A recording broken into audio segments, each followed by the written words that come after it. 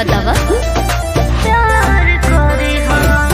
भले खेसारी बिहारी होए हो सगरी मजनुआ भारी होए हो।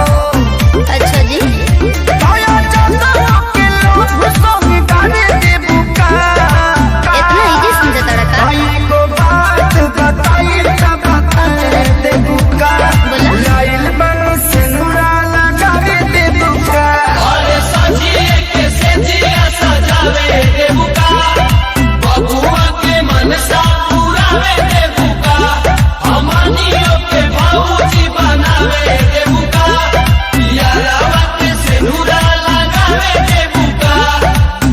मान जो बुची फायदा में रहबे।